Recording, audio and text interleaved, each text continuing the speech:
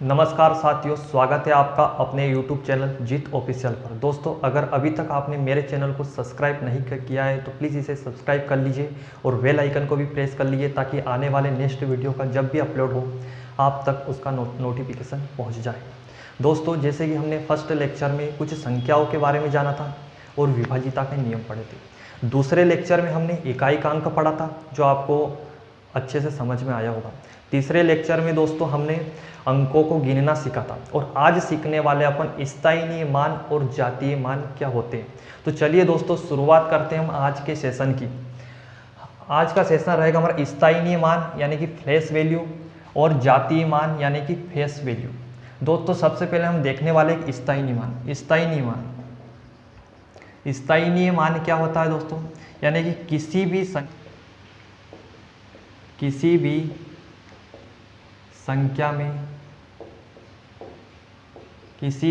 संख्या में अंकों का स्थान के अनुसार मान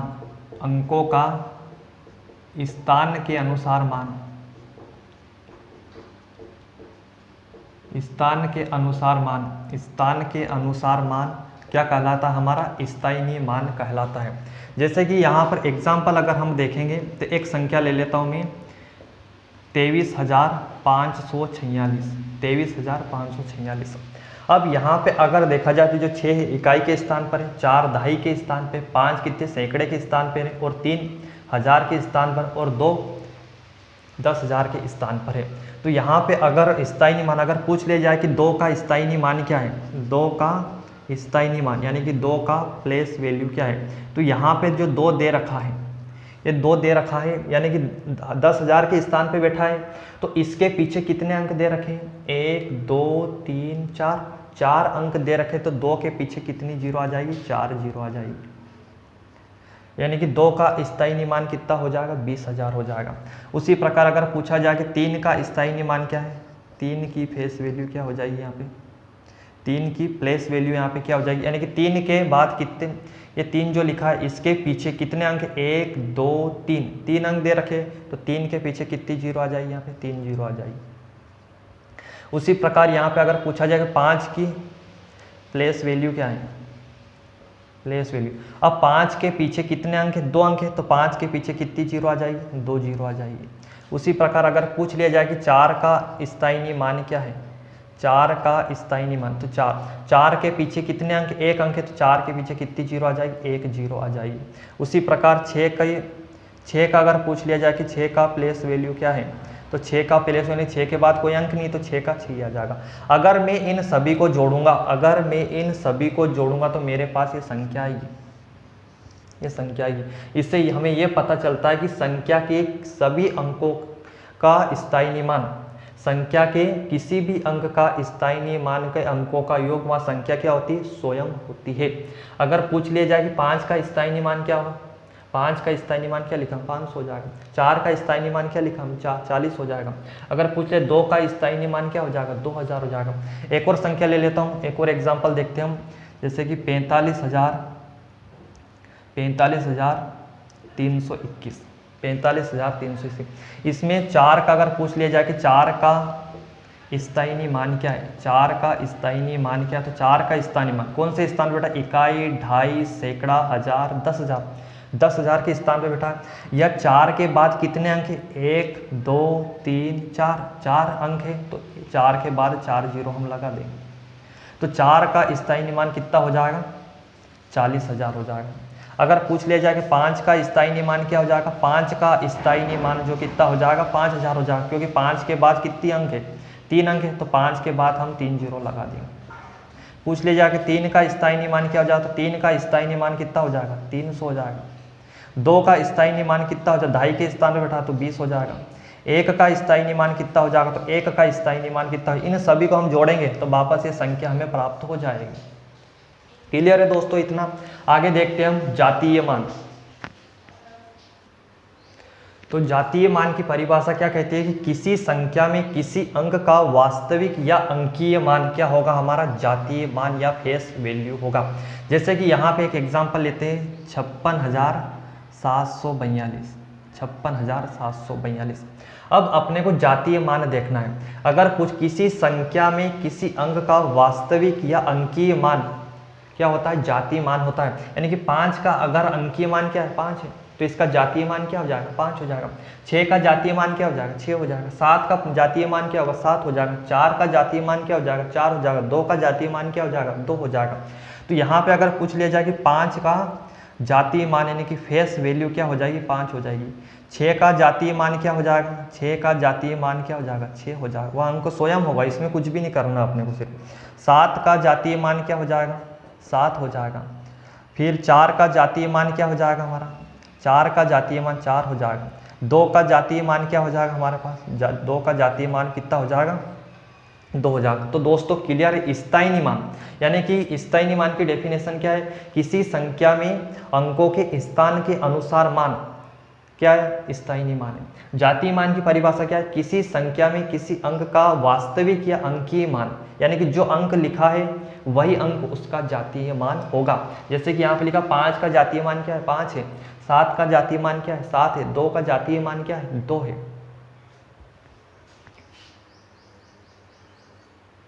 दोस्तों क्लियर इतना, थोड़ा सा नोट बना के आप लिख दीजिए एक बात, बहुत इंपॉर्टेंट रहेगी आपके लिए, कि इकाई अंक का स्थायी मान, इकाई अंक का स्थायी मान यानी कि प्लेस वैल्यू तथा जातीय मान फेस वैल्यू, इकाई अंक का स्थायी मान तथा जातीय मान सदैव समान होता है, सदैव समान होता है, सदैव समान होता है।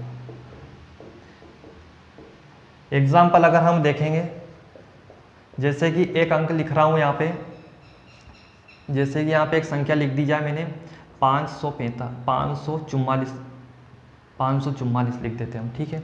तो इकाई अंक का स्थायी मान तथा जातीय मान सदैव समान होता है। अब ये इकाई अंक है, इसका अगर जातीय मान हम देखेंगे, 4 का जातीय मान, ये इकाई अंक है, 4 का जातीय मान, तो 4 का जातीय मान क्या होगा, 4 ही होगा, क्योंकि इकाई के स्थान पे बैठा है। और 4 का स्थायी मान, 4 का स्थायी मान क्या हो जाएगा, ये इकाई के स्थान अंक के स्थान पे बैठा था, 4 का यानी क्या हो जाएगा, 4 ही बनेगा। तो यानी कि जातीय मान वहाँ अंक स्वयं होता है, तो 4 का जातीय मान क्या हो जाएगा, 4 हो जाएगा। और 4 का स्थायी मान क्या हो जाएगा, 4 हो जाएगा। यहाँ पे जातीय मान तो वहाँ अंक स्वयं होता है, लेकिन अगर 4 का अगर स्थायी मान हम देखेंगे तो क्या बन जाएगा, 40 बन जाएगा। इस 5 का अगर स्थायी मान देखेंगे हम तो क्या बन जाएगा, 500 बन जाएगा, क्योंकि सैकड़े के स्थान पे बैठा है।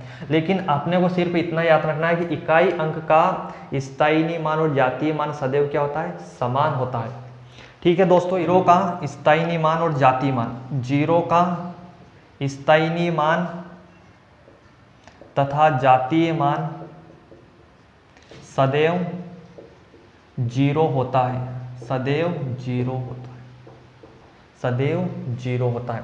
मान लिया जाए 0 किसी भी स्थान पे बैठा, चाहे इकाई के स्थान पे बैठा हो, दहाई के स्थान पे बैठा हो, सैकड़ा के स्थान पे बैठा हो, या 1000 के स्थान पे बैठा हो, या 10,000 के स्थान पे बैठा है। जैसे कि यहाँ पे एक ले लेता हूँ 50304।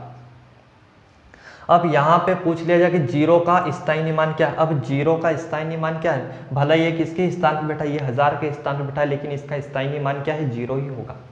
ये कितने दहाई के स्थान पे बैठा है, तो 0 का स्थायी मान कितना होगा, 0 ही होगा। यहाँ पे पूछ लिया जाए फेस वैल्यू, यानी कि जातीय मान क्या है, 0 का जातीय मान 0 ही होगा। 0 का जातीय मान क्या होगा, 0 ही होगा। तो अपने को दोनों लाइन याद में, इकाई अंक का स्थायी मान और जातीय मान सदैव समान होता है। 0 का स्थायी मान तथा जातीय मान सदैव क्या होता है, 0 होता है। अगर मान ली जाए कोई संख्या दशमलव में दे रखी हो और तब पूछा जाए कि उसका स्थायी मान कौन सा होगा, जैसे कि एक संख्या लिख रहा हूँ यहाँ पे 4394.987 लिख देता हूँ यहाँ पे, ठीक है। अब इसमें अगर पूछ लिया जाए, कि 3 का स्थायी मान क्या है, तो 3 का स्थायी अभी देखा हमने क्या हो जाएगा, 300 हो जाएगा। 4 का स्थायी मान क्या हो जाएगा, 4000 हो जाएगा। लेकिन अगर पूछ लिया जाए कि 8 का स्थायी मान क्या है, क्योंकि दशमलव के इधर है, ये पूछ लिया जाए कि 7 का स्थायी मान क्या है, इस 9 का स्थायी मान क्या है, तो ये अपने को देखने के लिए सबसे पहले यहाँ पे देखना है दशांक। एक चीज़ याद रखनी, दशांक मतलब 10। तो दशांक यानी कि दशमलव के बाद का प्रथम अंक, दशांक क्या कहलाता है? दशमलव के बाद का, दशमलव के बाद का प्रथम अंक, ये क्या कहलाता है? हमारा दशांक कहलाता है। यानी दशांक कौन है इसमें? 9 है। फिर आएगा शतांक, शतांक यानी कि शतक 100, शतांक दशमलव के बाद का, दशमलव के बाद का दूसरा अंक,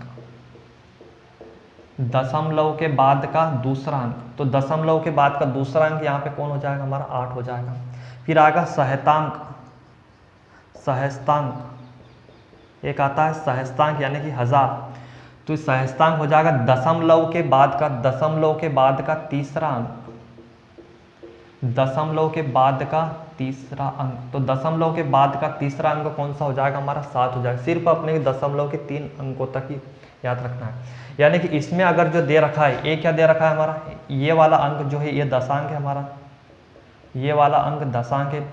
ये वाला अंक जो दे रखा है ये क्या हमारा? शतांक है। और ये वाला अंक जो दे रखा है ये क्या? सहस्तांक है, सहस्तांक है। अब ये जो दे रखा है दशमलव के बाद का प्रथम अंक, अगर पूछ लिया जाए कि दशांक का स्थायी मान क्या है,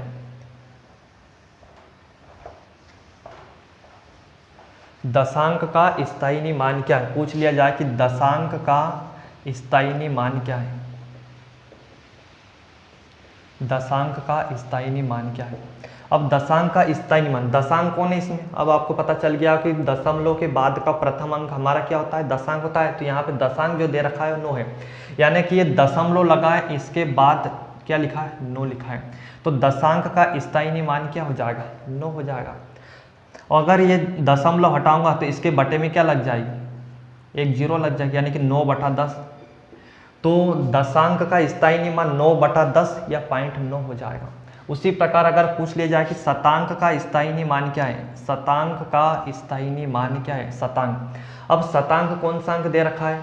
जो दशमलव के बाद का दूसरा अंक हमारा क्या होता है? शतांक होता है। तो यहाँ पे शतांक क्या दे रखा है? 8 दे रखा है। तो इसके पहले अगर देखा जाए तो ये पॉइंट लगा दिया मैंने, दशमलव के बाद का दूसरा अंक अपने को देखना है, दूसरा अंक, ये पॉइंट मैंने लगा दिया। अब यहाँ पे इस 8 के पहले कितने अंक है? 1 अंक है, तो यहाँ पे एक 0 लगा दो और 8 लिख दो, क्योंकि दशमलव के बाद का दूसरा अंक 8 है। अगर इस दशमलव के हटाऊंगा तो इसके बटे में क्या लग जाएगा? 2 0 लग जाएगा, तो 8/100 हो जाएगा। फिर हम देखते हैं सहस्तांक। सहस्तांक अगर देखेंगे तो दशमलव के बाद का तीसरा अंक, दशमलव के बाद का तीसरा अंक क्या होता है? हमारा सहस्तांक होता है। तो सहस्तांक यहाँ पे क्या दे रखा है? 7 दे रखा है। इस 7 के आगे कितनी अंक है? 2 अंक है, 1 2। तो दशमलव के बाद कितनी 0 आ जाएगी? 2 0 आ जाएगी, और क्या आ जाएगी? 7 आ जाएगी। अगर ये दशमलव यहाँ से हटेगा तो 7 बटे कितने आ जाएगा? 3 0, 3 अंक दे रखे तो 3 0 बटे में लगा दो, तो 7/1000 ये हो जाएगा इसका। अगर पूछ लिया जाए कि दशांक का जातीय मान क्या है, तो वह अंक स्वयं होगा। जातीय मान में कोई ऐसा नहीं है। तो जातीय मान अगर पूछ लिया जाए कि शतांक का जातीय मान क्या है, शतांक का जातीय मान कितना है? 7 है। फिर पूछ लिएगा शतांक का पूछे तो 8 हो जाएगा। सहस्तांक का जातीय मान क्या है? तो 7 हो जाएगा। दशांक का जातीय मान क्या हो जाएगा? 9 हो जाएगा। 4 का जातीय मान क्या है? 4 हो जाएगा। फिर 3 का जातीय मान क्या हो जाएगा? 3 हो जाएगा। तो क्लियर है दोस्तों इतना? तो चलिए दोस्तों, सवाल लिखा है आपके सामने के 3625.489 में शतांक के स्थायी मान का 1000 गुना, शतांक के स्थायी मान का कितना गुना? 1000 गुना का 5वां भाग किस स्थान वाले अंक का पूर्ण वर्ग है? ये सवाल कहीं बार एग्जाम में पूछा गया है। तो देखते हैं कैसे करते हैं इसको अपन। तो यहाँ पे अगर दे रखा है शतांक, शतांक का क्या देखा था हमने कि शतांक यानी कि दशमलव के बाद का दूसरा अंक क्या कहलाता? हमारा शतांक कहलाता। तो दशमलव के बाद दूसरा अंक कौन सा लिखा है? 8 का स्थायी मान। अब इसका स्थायी मान शतांक है, यानी कि 8 के बटे में क्या लिख दूंगा? 100 लिख दूँ। ये लिख दिया मैंने, 8 के बटे में 100 लिख दिया, क्योंकि शतांक दशांक बोलता तो मैं 10 लिख देता, सहस्तांक बोलता तो मैं 1000 लिख देता। का स्थायी मान हो गया है 8/100 हो गया, का 1000 गुना, का 1000 गुना, ये गुना कर दिया हमने 1000 का। फिर बोला गया कि 5वां भाग, का 5वां भाग, का मतलब वापस गुणा, 5वां भाग यानी कि 1/5 किस स्थान वाले अंक का पूर्ण वर्ग है। चलो इसे सॉल्यूशन करते हैं अपन। 2 जीरो से 2 जीरो कट जाएगा, 5 से काट दो, 5 दूना 10, 8 दूना कितना आ जाएगा 16, 8 का गुणा 2 में कर दिया कितना आ गया 16। अब ये 16 जो है किसका वर्ग है, 4 का वर्ग है। ये 16 जो है 4 का वर्ग है। तो किस स्थान वाले अंक का पूर्ण वर्ग है, तो 4 का पूर्ण वर्ग है। और जो 4 है किस स्थान पे बैठा है, तो जो 4 है यहाँ पे अगर देखेंगे तो 4 यहाँ पे बैठा है, किस स्थान पे बैठा है, यानी कि दशमलव के बाद का पहला अंक है, यानी कि दशांक है। तो इसका आंसर क्या आ जाएगा, दशांक। दशांक के स्थान पर बैठा है। किस स्थान पे बैठा है, दशांक के स्थान पे बैठा है। आया समझ में दोस्तों। कुछ भी नहीं करना, अपने को बोला क्या गया है, जो संख्या दे रखी कि शतांक के स्थायी मान। अब शतांक कौन सा है, हमारे दशमलव के बाद का दूसरा अंक है। तो दशमलव के बाद का दूसरा अंक कौन सा है, हमारा 8 है। अगर इससे 8 के पहले कितनी अंक है, 1 अंक है, तो दशमलव लगाया मैंने, 8 के पहले 1 अंक है तो 1 जीरो लगा दी और 8 लिख दिया। अगर ये दशमलव हटेगी तो इसके बटे में कितनी, 2 अंक के बाद दशमलव तो 2 जीरो नीचे लग जाएगी। ये तो क्या बन जाएगा, 8/100 ही बन जाएगा। 8/100 बन जाएगा। क्या स्थायी मान आ गया 8/100 का 1000 गुना, तो 1000 का गुना कर दो, इंटू का 5वां भाग यानी कि 1/5वां भाग, काट दो सिर्फ, कुछ नहीं, क्या निकल के आ गया 16। जो 16 है पूर्ण वर्ग पूछा है, तो कि 16 किसका वर्ग है, 4 का वर्ग है। और जो 4 है किस स्थान पे बैठा है, तो 4 दशमलव के बाद का पहला अंक यानी कि दशांक के स्थान पे बैठा है। चलिए दोस्तों, दूसरा सवाल दे रखा है मैं 999.999 में सभी अंकों के स्थायी मानों का योग, स्थायी मानों का क्या है, स्थायी मानों का योग एवं जातीय मानों के योग का अंतर बताओ। तो सबसे पहले स्थायी मानों का योग देख लेते हैं। अब इस संख्या के स्थायी मानों का योग क्या हो जाएगा। अब 9 का स्थायी मान, इस 9 वाले सैकड़े के स्थान बैठा तो 900 हो जाएगा, इसका 90 हो जाएगा, इसका 9 हो जाएगा, इसका 0.09 हो जाएगा, इसका स्थायी मान 0.009 हो जाएगा। इस वाले 9 का स्थायी मान क्या हो जाता है, 0.009 हो जाएगा। यानी कि किसी भी संख्या के सभी अंकों के स्थायी मानों का योग वहाँ संख्या स्वयं होती है। तो इस सभी अंकों का स्थायी मानों का योग यानी कि संख्या स्वयं है, तो लिख देता हूँ सभी स्थायी मानों का योग क्या, 999.999। अब सिर्फ अपने को क्या देखना, जातीय मान देखना है, जातीय मानों का योग करना। तो 9 का जातीय मान क्या हो जाएगा, यहाँ पे 9 ही होगा। ये सभी 9 के जातीय मान क्या होगा, अंक स्वयं होते हैं। तो कितने 9 दे रखे, 1 2 3 4 5 6 9 दे रखे हैं। तो इनका सभी को अगर जोड़ूंगा तो 9 छंग कितने हो जाएंगे, 54 हो जाएंगे। इनका अंतर पूछा गया तो 54 हो जाएगा। तो 54 अंतर करने को स्थायी मानों में से हम जातीय मान को कम कर देंगे। तो 9 में से 9 9 ऐसा कैसा, यहाँ पे कुछ भी नहीं मतलब 0 है, तो 9 का 9 9, यहाँ भी 9, यहाँ भी 9 हो जाएगा। 9 में से 4 जाएगा, कितना बचेगा, यहाँ पे 5 बचेगा, दशमलव यहाँ पे लग जाएगा। फिर 9 में से 5 जाएगा, कितना बचेगा, 4 बचेगा, और 9 ऐसा कैसा जाएगा, यानी कि उनका अंतर क्या आ जाएगा, 945.999। ये इसका क्या आ जाएगा, आंसर आ जाएगा। कितना सरल था सवाल है। दे रखा है 5321 में 3 के स्थायी मान और जातीय मान का अंतर कितना होगा, जातीय मान का अंतर कितना होगा। दोस्तों अभी तक अगर चैनल को लाइक नहीं किया है तो आपने प्लीज़ इसे लाइक कर दिए तथा सब्सक्राइब भी कर लीजिए। तो यहाँ पे 3 का अगर पूछा गया कि 3 का स्थायी मान और जातीय मान का अंतर, तो 3 किस स्थान पे बैठा, इकाई, ढाई, सैकड़ा, यानी कि सैकड़े के स्थान पे बैठा है। तो यानी कि 3 के पीछे कितने अंक है, 1 2 अंक है, तो 3 के पीछे में 2 जीरो लगा दूँ तो 3 का क्या निकल के आ जाएगा, स्थायी मान निकल के आ जाएगा। 3 का स्थायी मान, 3 का स्थायी मान निकल के आ जाएगा। और क्या निकल के आ जाएगा, हमारे पास 300 आ जाएगा। और जातीय मान, 3 का जातीय मान क्या होगा, 3 ही होगा। तो 300 में से 3 में कम कर दूँ तो कितने बचेंगे, 297, 297। तो इसका आंसर क्या आ जाएगा, 3 का स्थायी मान जातीय मान का अंतर कितना आ गया, 297। ये हमारा आंसर हो जाएगा। चलिए दोस्तों आगे देखते हैं। मान लीजिए एक संख्या लिख रहा हूं मैं 5421, 5421 ये संख्या दे रखी। मैं संख्या का बीजांक बताओ, मैं संख्या का बीजांक बताओ। अब ये बीजांक क्या होता है, मैं संख्या का क्या बीजांक बताओ। पूछ लिया जाएगा परमांक बताओ या पूछ लिया जाएगा चरमांक बताओ। तो सबसे पहले आप पूछा गया बीजांक बताओ। तो सबसे पहले हम देखते हैं यहाँ पे बीजांक। बीजांक होता क्या है, बीजांक होता है संख्या के सभी अंकों का योग, संख्या के संख्या के सभी अंकों का योग, अंकों का योग क्या कहलाता है? हमारा बीजांक कहलाता है। लेकिन ये 10 से कम होना चाहिए। क्या होना चाहिए? 10 से कम होना चाहिए। 10 से कम होना चाहिए। बीजांक क्या हो जाएगा? संख्या के सभी अंकों का योग क्या होना चाहिए? जो 10 से कम होना चाहिए वही हमारा क्या है? बीजांक। एक होता है परमांक, परमांक या परम अंक। परम अंक क्या होता है? परम अंक होता है, जैसे कि परम अंक होता है यानी योग 10 होना चाहिए। परम अंक क्या हो जाए? अंकों का योग 10 होना चाहिए, 10 होना चाहिए। तो वे अंक एक दूसरे के परम अंक होंगे। अंकों का योग 10 होना चाहिए तो वे अंक एक दूसरे के परम अंक होंगे। तो वे अंक एक दूसरे के परम अंक होंगे या परमांक होंगे। जैसे कि यहाँ पे अगर देखा जाए कि 2 में मैं क्या जोड़ूं कि अंकों का योग 10 हो जाए, तो 2 में 8 जोड़ना पड़ेगा। तो 2 का परम अंक क्या हो जाएगा? 8 हो जाएगा। 3 का क्या हो जाएगा? 7 हो जाएगा। 4 का क्या हो जाएगा? 6 हो जाएगा। 5 का क्या हो जाएगा? 5 का परम अंक क्या हो जाएगा? 5 हो जाएगा। और 1 का परम अंक कितना हो जाएगा? 1 का परम अंक क्या हो जाएगा? हमारा 9 हो जाएगा। उसी प्रकार एक होता है चरमांक, एक होता है चरमांक। अब चरमांक क्या होता है? इकाई का अंक हमारा चरमांक कहलाता है। इकाई का अंक चरमांक कहलाता है।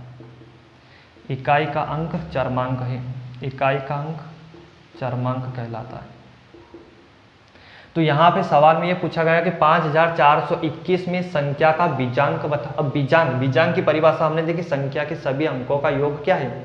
बीजांक है, जो 10 से कम होना चाहिए। परम अंक क्या है? अंकों का योग 10 होना चाहिए। जिस अंकों का योग 10 हो गया वे अंक एक दूसरे के क्या कहलाएंगे? परम अंक कहलाएंगे। चरमांक यानी इकाई का अंक क्या कहलाएगा? चरमांक कहलाता।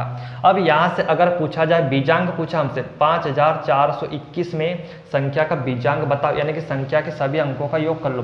तो 5 और 4 कितने हो जाए? 9। 9 और 1 कितने हो जाए? 10। 10 और 2 कितने हो जाएंगे? 12। ये 12 आ गया। क्या है 10 से कम है क्या? नहीं, ये 10 से ज़्यादा है। वापस इनको जोड़, 2 और 1 कितने हो जाएंगे? 3। तो इसका बीजांक क्या निकल के आ गया हमारे पास? 3 निकल के आ गया। अब पूछा गया कि इसका परमांक बताओ। अब इस बीजांक क्या निकल के आ गया हमारे पास? 3 निकल के आ गया। अब इस 3 में क्या जोड़ू कि 10 बन जाए? 7 जोड़ना पड़ेगा। तो इसका परमांक कितना हो जाएगा? 7 हो जाएगा। परमांक कितना हो जाएगा? 7 हो जाएगा। चरमांक की अगर बात की जाए यानी इकाई का अंक क्या होता है? चरमांक होता है। तो इसमें इकाई का अंक क्या दे रखा? 1 दे रखा। तो 1 इसका क्या हो गया? चरमांक हो गया। क्लियर है दोस्तों इतना सभी को? चलिए दोस्तों, 5वां प्रश्न दे रखा है आपके सामने कि 6293.469 में 6 के स्थायी मानों का योग। अब 6 के स्थायी मानों का योग तथा 9 के स्थायी मानों का योग, 9 के स्थायी मानों का योग का बीजांक बताओ। का अपने को क्या करना है? बीजांक बताना। तो 6 के स्थायी मानों का योग। अब 6 कहाँ पे लिखा है? 6 यहाँ पे भी लिखा है और 6 यहाँ पे भी लिखा है। तो ये वाला 6 का स्थायी मान क्या है? क्योंकि इकाई, ढाई, सैकड़ा, हजार, ये हजार के स्थान पे बैठा है। तो यानी कि इसके पीछे कितने अंक है? 3 अंक है। तो 6 के पीछे हम 3 जीरो लगा देंगे तो 3 जीरो हो जाएंगे। तो 6 का स्थायी। अब इस 6 जो है ये वाला 6 है किस स्थान पे बैठा है? ये शतांक के स्थान पे बैठा है। यानी कि दशमलव हमने लगा दिया कि स्थायी मानों का योग, डायरेक्ट योग यहाँ से हो जाएगा। तो दशमलव इस अंक के पहले 1 अंक है तो 1 जीरो लगा दी और 6 लिख दी। ये योग हो गया। 9 के स्थायी मानों का योग। अब 9 जो है हमारा, जो 9 दे रखा है हमारा किसके स्थान पे बैठा है? ढाई के स्थान बैठा और इसके पीछे 1 अंक है। तो यहाँ पे 1 अंक लग जाएगा, 9 हो गया। इसके पीछे 1 जीरो लग जाएगी, फिर ये दशमलव। अब एक 9 यहाँ पे लिखा है, 9 यहाँ पे लगते, इसके आगे 2 अंक है तो इसके आगे दशमलव के आगे 2 जीरो लगा देंगे और 9 लिख देंगे। ये हो गया 9 के स्थायी मानों का योग हो गया।